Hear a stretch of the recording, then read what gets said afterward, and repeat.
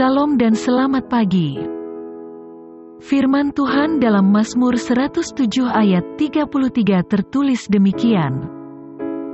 Dibuatnya sungai-sungai menjadi padang gurun, dan pancaran-pancaran air menjadi tanah gersang. Tuhan bisa kasih lebih, tetapi juga bisa kasih kurang. Hitungan tambah kurang sudah kita pelajari di dalam menghitung hari-hari. Hari ini kita membaca, Tuhan juga bisa kasih lebih atau tambah. Dan yang paling tidak kita harapkan, Tuhan yang sama juga bisa mengurangi apa yang tadinya kita miliki. Tuhan bisa berbuat apa saja. Tuhan bisa merubah sungai-sungai menjadi padang gurun, dan pancaran-pancaran air menjadi tanah gersang. Suatu kondisi yang tidak kita inginkan. Suatu keadaan yang membalikkan keberadaan hidup kita. Dari berlimpah menjadi gersang, kering kerontang. Dari begitu banyak berkat dan rejeki yang berlimpah menjadi habis sama sekali, menderita. Tuhan juga bisa meninggikan kita. Kita dihormati, dihargai dan dipuji banyak orang. Tetapi Tuhan yang sama, bisa juga merendahkan kita. Membuat hidup kita terbuang, tersisih dan tidak dipandang orang. Seperti yang tertulis dalam 1 Samuel 2 ayat 7. Tuhan membuat miskin dan membuat kaya. Ia merendahkan dan meninggikan juga.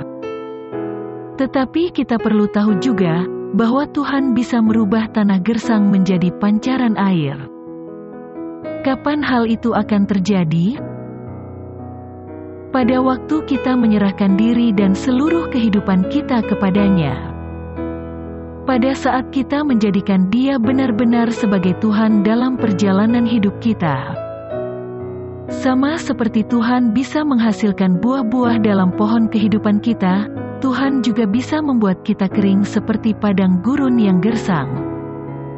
Anda mau pilih yang mana? Semuanya tergantung bagaimana cara kita membangun dan memandang hidup ini. Kisah hidup Naomi yang meninggalkan kampung halamannya, Bethlehem, untuk mencari hidup yang lebih mapan menjadi pelajaran bagi kita semua. Bethlehem artinya rumah roti atau gudang roti. Di kampungnya, Bethlehem, saat itu memang sedang terjadi krisis kelaparan. Suami Naomi, Elimeleh, nampaknya sekilas mengikuti jejak leluhurnya, Abraham, Ishak dan Yakub. Yakub merantau ke Mesir karena terjadi kelaparan di kampung halamannya. Tetapi jangan salah. Ada perbedaan yang dilakukan oleh Elimeleh dengan leluhurnya. Bapak-bapak leluhur Elimeleh berangkat dengan kelaparan, pulang dengan kelimpahan. Sedangkan Elimeleh sebaliknya, berangkat utuh bersama istri dan keluarganya, pulang tinggal nama. Bahkan istrinya, Naomi, pulang dengan membawa kisah sedih, suaminya, Elimeleh dan kedua putranya meninggal dalam perantauan. Memang, kota di mana mereka tinggal, Bethlehem, sedang mengalami bahaya kelaparan. Tetapi bukankah selama ini ketika mereka hidup bersama Tuhan, mereka tetap terpelihara? Hidup mereka selama ini di Bethlehem dipenuhi keindahan, karena Tuhan ditempatkan sebagai raja dalam keluarga itu. Memang ada bahaya kelaparan, tetapi bila ada Tuhan, apa sih artinya bagi Tuhan? Mereka hidup bahagia di Bethlehem, ketika mereka mengandalkan Tuhan sebagai Raja dalam hidup mereka.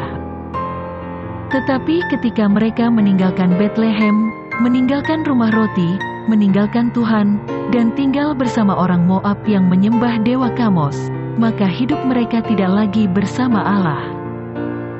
Elimeleh mau menjadi raja bagi dirinya sendiri, tetapi akhirnya yang didapat, ia diterjang oleh Raja Kematian, ia mati di Moab. Elimeleh ingin mempertahankan hidup, tetapi justru kehilangan hidup. Elimeleh ingin mempertahankan kebahagiaan bersama keluarganya, tetapi justru mewariskan istrinya penderitaan dan air mata. Istrinya, Naomi, kehilangan suami dan 2 anak yang dicintainya. Elimeleh ingin mempertahankan kejayaannya, tetapi justru bangkrut habis-habisan. Naomi nama yang indah, yang artinya manis, menyenangkan. Setelah meninggalkan Bethlehem, meninggalkan persekutuan dengan Tuhan, langsung berubah menjadi Mara, yang artinya pahit, menderita.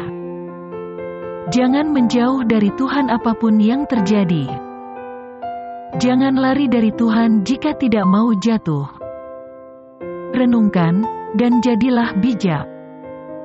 Selamat beraktivitas, terus jaga protokol kesehatan, tetap semangat dan salam hebat. Tuhan Yesus senantiasa memberkati.